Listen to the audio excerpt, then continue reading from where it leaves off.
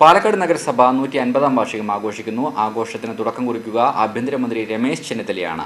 ഈ പശ്ചാത്തലത്തിൽ നഗരസഭയുടെ ചരിത്രത്തിലൂടെ ഒരൽപ്പനേരം. നഗരസഭകളുടെ തറവാട്ടുകാരണവരാണ് പാലക്കാട് നഗരസഭ. കണ്ണത്ത ദൂരത്തോളം ഭൂമിയും എണ്ണിയലൊടുങ്ങാത്ത സമ്പത്തും അധികാരവും അപ്രമാദിത്വവും ഉണ്ടായിരുന്ന ഒരു മുനിസിപ്പാലിറ്റി. പാലക്കാടൻ ചുരം, പാലക്കാടൻ കാറ്റ് ഈ പേരിനോടൊപ്പം കിടപിടിക്കുന്നതാണ് പാലക്കാട് നഗരസഭയെന്ന് രേഖകൾ പറയുന്നു. പലതിൻ്റെയും തറവാടാണ് പാലക്കാട്. സംസ്ഥാനത്തെ ഏറ്റവും പഴക്കം ചെന്ന അനുഭവ സമ്പത്തേറെയുള്ള മലയാളം, തമിഴ് സംസ്കാരങ്ങളുടെ സംഗമഭൂമിയായ പാലക്കാട് നഗരസഭ 150-ാം വാർഷികാഘോഷത്തിൻ്റെ നിറവിലേക്ക് നടക്കുകയാണ്. അനുഭവ സമ്പത്തിൻ്റെ പാലക്കാടൻ പാരമ്പര്യ വഴികൾ ഇങ്ങനെ. വലിയ പ്രതാപിയായിരുന്നു പാലക്കാട് നഗരസഭ. അക്കാലത്തെ ഏറ്റവും വലിയ ജന്മി. സർവ്വ അധികാരങ്ങളും കാൽക്കീഴിലുള്ള നഗരസഭ. പോലീസ് സ്റ്റേഷൻ, ആശുപത്രി, വിദ്യാഭ്യാസ സ്ഥാപനങ്ങൾ ഇതിൻ്റെയെല്ലാം ഉടമസ്ഥൻ. പിന്നീട് ഈ അധികാരങ്ങളെല്ലാം പല വകുപ്പുകൾക്കായി നൽകേണ്ടി വന്നുവെങ്കിലും പാലക്കാടിൻ്റെ പ്രൗഢിക്ക് യാതൊരു കുറവും ഏറ്റിട്ടില്ല.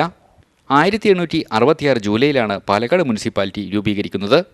മദ്രാസ് ഗവർണറുടെ 665 നമ്പർ ഉത്തരവ് പ്രകാരമായിരുന്നു മുനിസിപ്പാലിറ്റി രൂപീകരണം. സംസ്ഥാനത്ത് 100 വർഷം പിന്നിട്ട 5 മുനിസിപ്പാലിറ്റികളാണുള്ളത്. ഇതിൽ കാരണവർ പാലക്കാട് മുനിസിപ്പാലിറ്റിയാണ്.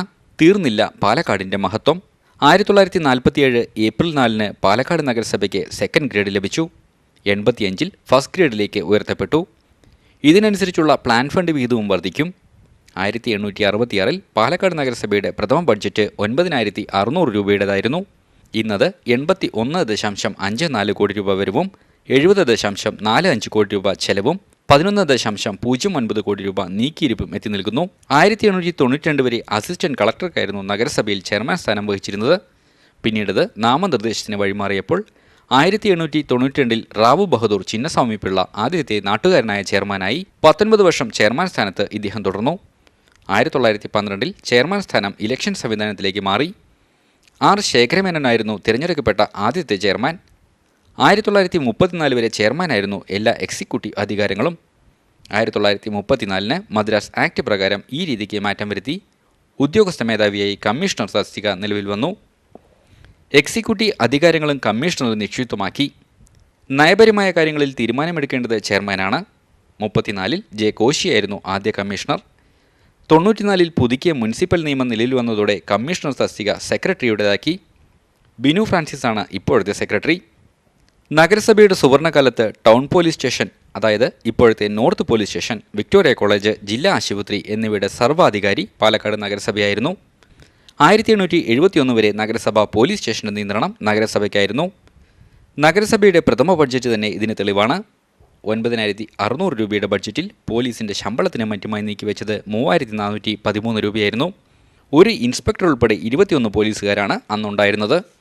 1884 മുതൽ 1919 വരെ ഗവൺമെൻറ് വിക്ടോറിയ കോളേജ് നഗരസഭയുടേതായിരുന്നു. 1888-ലാണ് കോളേജിനെ സെക്കൻഡറി ഗ്രേഡിലേക്ക് ഉയർത്തുന്നത്. കോളേജ് പിന്നീട് 1919 ഏപ്രിൽ 1-ന് സർക്കാർ ഏറ്റെടുത്തു. 1957 വരെ 22ഓളം പ്രാഥമിക വിദ്യാലയങ്ങൾ നഗരസഭയുടെ സ്വന്തമായിരുന്നു. സംസ്ഥാനത്തെ മെഡിക്കൽ കോളേജുകളോട് കിടപിടിക്കുന്ന ചികിത്സാ സൗകര്യങ്ങളുള്ള ജില്ലാ ആശുപത്രി ഒരു കാലത്ത് നഗരസഭയുടെ ഉടമസ്ഥതയിലായിരുന്നു. 1928 വരെ ജില്ലാ ആശുപത്രിയുടെ നിയന്ത്രണം നഗരസഭയ്ക്കായിരുന്നു. പിന്നീടത് മദിരാശി സർക്കാരിന് കീഴിലായി. അന്നും ഇന്നും ജില്ലാ ആശുപത്രി നന്നായി നടന്നു പോകുന്നതായാണ് രേഖകൾ. ഇപ്പോൾ ജില്ലാ ആശുപത്രിയുടെ നിയന്ത്രണം ജില്ലാ പഞ്ചായത്തിനാണ്. നഗരസഭയും ജില്ലാ ആശുപത്രിയും തമ്മിൽ ഒരു റോഡിൻ്റെ അകലം മാത്രമേ ഉള്ളൂ. പക്ഷേ അന്ന് നഗരസഭ നൽകിയിരുന്ന സഹായം ഇന്ന് ജില്ലാ ആശുപത്രിക്ക് ലഭിക്കുന്നില്ല എന്നൊരു പരാതിയുമുണ്ട്. തലയെടുപ്പിൽ പിന്നിലല്ലെന്ന് മാത്രമല്ല, ഒട്ടേറെ മുന്നിലുമായിരുന്നു പാലക്കാട് മുനിസിപ്പാലിറ്റി. 1980-84 വർഷത്തെ ബജറ്റ് രേഖകളിൽ തന്നെ ഇക്കാര്യം വ്യക്തമാവും. 1984-ൽ നഗരസഭാ പരിധിയിൽ ചെറുതും വലുതുമായ 40 ബാങ്കുകൾ പ്രവർത്തിച്ചിരുന്നു. ഭരണകേന്ദ്രമായ തിരുവനന്തപുരത്തുകൂടി ഇത്രയും സൗകര്യമുണ്ടായിരുന്നില്ല. 11 കല്യാണ മണ്ഡപങ്ങൾ, 7 ഹാളുകൾ, 10 high school, 13 UP school, 27 LP school, 10 theatre, ഇതിൽ 3 AC, അരോമ, പ്രിയദർശിനി, പ്രിയ എന്നിവയായിരുന്നു AC തിയേറ്ററുകൾ. ഇൻഷുറൻസ് ഓഫീസുകൾ ഉൾപ്പെടെ എല്ലാം നഗരസഭാ പരിധിയിലുണ്ടായിരുന്നു. അക്കാലങ്ങളിലെ നഗരസഭയിൽ അത്രയേറെ വികസന പ്രവർത്തനങ്ങൾ നടന്നിരുന്നു എന്നതിൻ്റെ സൂചനകളാണ് ഇതെല്ലാം. പക്ഷേ പിന്നീട് ഈ കുതിപ്പ് നിലനിർത്താൻ പലവിധ കാരണങ്ങളാൽ സാധിച്ചില്ല. നഗരസഭയ്ക്ക് വരുമാനം നേടിത്തരുന്ന സ്രോതസ്സുകളെല്ലാം 80-90 കാലഘട്ടങ്ങളിൽ നിർമ്മിച്ചതാണ്. അതിനുശേഷം സ്റ്റേഡിയം സ്റ്റാൻഡ് ഉൾപ്പെടെ 1-2 സംരംഭങ്ങൾ മാത്രമാണ് നഗരസഭയ്ക്ക് പൂർത്തിയാക്കാൻ സാധിച്ചത്. പക്ഷേ ഉള്ളത് നിലനിർത്തി കൊണ്ടുപോകാൻ സാധിച്ചിട്ടുമുണ്ട്. മുൻമന്ത്രി CM സുന്ദരം എന്ന സുന്ദരം സ്വാമി പാലക്കാട് നഗരസഭ ചരിത്രത്തിൻ്റെ കൂടി ഭാഗമാണ്. കൽപ്പാത്തി ചാത്തപ്പുരത്തുകാരനായ ഇദ്ദേഹം ഒരേ സമയം പാലക്കാട് നഗരസഭാ കൗൺസിലർ, പാലക്കാട് MLA, സംസ്ഥാന മന്ത്രി സ്ഥാനങ്ങൾ വഹിച്ചു. പാലക്കാട് നഗരസഭയിൽ ഇത്തരമൊരു റെക്കോർഡ് മറ്റാർക്കുമില്ല. സംസ്ഥാനത്ത് മറ്റൊരു നഗരസഭയിലും ഇല്ലാത്തൊരു സൗകര്യം പാലക്കാടുണ്ട്. വേണ്ടത്ര സ്ഥലം. പാലക്കാട് നഗരസഭാ ഓഫീസ് സ്ഥിതി ചെയ്യുന്ന 5 ഏക്കറിലധികം സ്ഥലത്താണ്. സംസ്ഥാനത്ത് ജനസാന്ദ്രതയിൽ മുന്നിട്ട് നിൽക്കുന്നതും പാലക്കാട് നഗരസഭയാണ്. 26.6 ചതുരശ്ര കിലോമീറ്ററാണ് നഗരസഭയുടെ വിസ്തീർണം. ജനസംഖ്യ 1,31,019.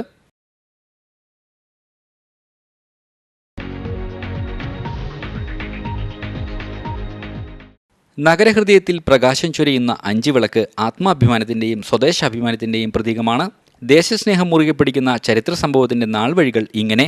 സംയുക്ത മദ്രാസ് സംസ്ഥാനത്തിലെ ആദ്യത്തെ സിവിൽ സർവീസ് ഉദ്യോഗസ്ഥനും പാലക്കാട് ഹെഡ് അസിസ്റ്റന്റ് കളക്ടറും പാലക്കാട് നഗരസഭയുടെ വൈസ് പ്രസിഡന്റുമായിരുന്ന പുലിക്കാട് രത്നവേലു ചെട്ടിയാരുടെ സ്മരണയ്ക്കായാണ് കോട്ടമൈതാനത്തിന് മുന്നിൽ 5 വിളക്ക് സ്ഥാപിക്കുന്നത്. വെള്ളക്കാരനായ മലബാർ കളക്ടർ പാലക്കാട് സന്ദർശിച്ചപ്പോൾ അന്നത്തെ അസിസ്റ്റന്റ് കളക്ടർ രത്നവേലു ചെട്ടിയാർ കളക്ടറെ കൈകൊടുത്ത് സ്വീകരിച്ചിരുന്നു. കളക്ടർക്ക് ഈ സ്വീകരണം അത്ര രസിച്ചില്ല. ഉടൻ തന്നെ കളക്ടർ കൈകുടഞ്ഞ് പൈപ്പിൽ കഴുകി ശുദ്ധം വരുത്തിയത്രേ. വെള്ളക്കാരന്റെ വർണ്ണവെറിയുടെ തെളിവ് കൂടിയായിരുന്നു ഇത്. ഇതിൽ മനനൊന്ത രത്നവേലു ചെട്ടിയാർ തനിക്ക് നേരിട്ട ഈ അപമാനം ഇനി മറ്റാർക്കും ഉണ്ടാവരുതെന്നുറപ്പിച്ച് സ്വയം ജീവിതം അവസാനിപ്പിച്ചു. 1881 സെപ്റ്റംബർ 28-നായിരുന്നു ഈ ദുരന്തം. 1892 ബ്രിട്ടീഷ് സർക്കാർ നാമനിർദ്ദേശം ചെയ്ത റാവു ബഹദൂർ ചിന്നസ്വാമി പിള്ള നഗരസഭാ ചെയർമാനായി ചുമതലയേറ്റതോടെ രത്നവേലു ചെട്ടിക്ക് സ്മാരകം പണിയാൻ തീരുമാനിച്ചു. അദ്ദേഹം നാട്ടുകാരിൽ നിന്നും പണം പിരിച്ച് രത്നവേലു ചെട്ടിയാർക്ക് സ്മാരകമായി നഗരസഭയ്ക്ക് തൊട്ടടുത്ത് നഗരഹൃദയത്തിൽ 5 വിളക്ക് സ്ഥാപിച്ചു. വിവരമറിഞ്ഞ വെള്ളക്കാരനായ കളക്ടർ 5 വിളക്ക് എടുത്തുമാറ്റാൻ ഉത്തരവിട്ടുവെങ്കിലും നാട്ടുകാർ ഒന്നടങ്കം ഈ തീരുമാനത്തിനെതിരെ രംഗത്ത് വന്ന് പ്രക്ഷോഭത്തിനിറങ്ങിയതോടെ കളക്ടർ ഉത്തരവ് റദ്ദാക്കി. പല സന്ദർഭങ്ങളിലും 5 വിളക്ക് ഇടിച്ചു തകർക്കപ്പെട്ടിരുന്നു. ചരിത്രം അറിയുന്നവർ ഇടപെട്ടാണ് അത് നന്നാക്കി എടുപ്പിച്ചത്. മഹാത്യാഗത്തിന്റെ സ്മരണയിൽ ക്രൈസ്തവ വിശ്വാസികൾ ദുഃഖവെള്ളി ആചരിച്ചു. ലോകരക്ഷയ്ക്കായി സ്വന്തം ജീവൻ ബലിയർപ്പിച്ച ദൈവപുത്രന്റെ മഹാത്യാഗത്തിന്റെ സ്മരണ പുതുക്കി വിശ്വാസികൾ ദുഃഖവെള്ളി ആചരിച്ചു. പീഡാനുഭവ സ്മരണ വായന, കുരിശുചായ്ക്കൽ, കൈപ്പുന്നു രുചിക്കൽ, കാൽവരിയിലേക്കുള്ള യേശുവിന്റെ അന്ത്യയാത്രയെ അനുസ്മരിക്കുന്ന കുരിശിന്റെ വഴി എന്നിവ ദുഃഖവെള്ളി ദിനത്തിൽ നടന്നു. ദുഃഖശനിക്ക് ശേഷം ക്രൈസ്തവരുടെ വിശ്വാസത്തിന്റെ അടിസ്ഥാനമായ യേശുവിന്റെ ഉയിർപ്പും ആചരിക്കും. ദുഃഖവെള്ളിയാഴ്ച രാവിലെ 6:30 തിരുക്കർമ്മങ്ങൾ ആരംഭിച്ചു. പാലക്കാട് സെന്റ് റാഫേൽ കത്തീഡ്രലിൽ കുരിശുചായ്ക്കൽ, തുടർന്ന് പീഡാനുഭവ തിരുക്കർമ്മങ്ങൾ എന്നിവയ്ക്ക് മാർ ജേക്കബ് മനത്തോടത്ത് കാർമ്മികത്വം വഹിച്ചു. വൈകുന്നേരം 4:00 കത്തീഡ്രൽ പള്ളി, മാങ്കാവ് നിത്യസഹായ മേരി പള്ളി, യാക്കര ഹോളി ട്രിനിറ്റി പള്ളി എന്നിവിടങ്ങളിൽ നിന്ന് രാപ്പാടിയിലേക്ക് സംയുക്ത പരിഹാര പ്രദക്ഷിണവും നടന്നു. ഫാദർ ബിജു കല്ലിങ്കൽ ദുഃഖവെള്ളി സന്ദേശം നൽകി. പുത്തൂർ നൃത്ത സംഗീതോത്സവ വേദിയിലെത്തിയ തൈക്കൂടം ബ്രിഡ്ജിന്റെ പ്രകടനം കാണികളെ ആവേശത്തിലാക്കി. പുത്തൂർ തിരുവുരാക്കൽ നൃത്ത സംഗീതോത്സവത്തിന്റെ വേദിയിൽ തങ്ങൾക്ക് വേണ്ടി ഇരമ്പിയ സംഗീത പ്രണയികൾക്കായി തൈക്കൂടം ബ്രിഡ്ജ് മലയാളത്തിന്റെ പുത്തൻ ഈണവും ഇമ്പവും പകർന്നു.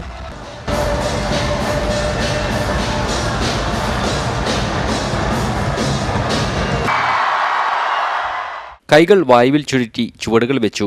തൈക്കൂടത്തിന്റെ സ്വന്തം നൊസ്റ്റാൾജിയെ അവരെ ഓർമ്മകളുടെ മന്ദാരകാലത്തേക്ക് കൊണ്ടുപോയി.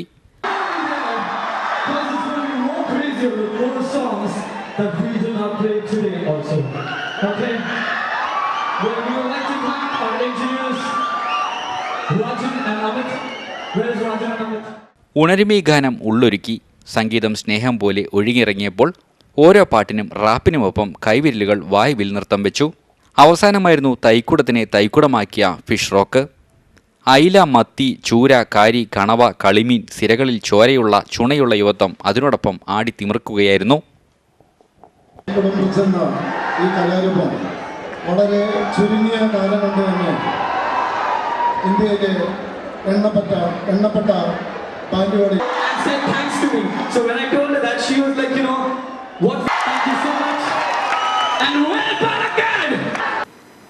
പ്രധാന വാർത്തകളിലേക്ക് ഒരിക്കൽ കൂടി.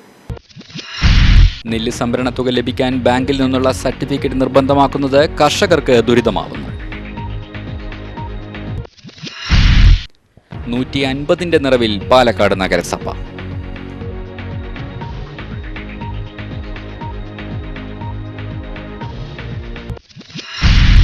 പീഡാനുഭവ സ്മരണയിൽ വിശ്വാസികൾ ദുഃഖവെള്ളി ആചരിച്ചു. ഈ വാർത്താ ബുള്ളറ്റിൻ സമാപിക്കുന്നു. നമസ്കാരം.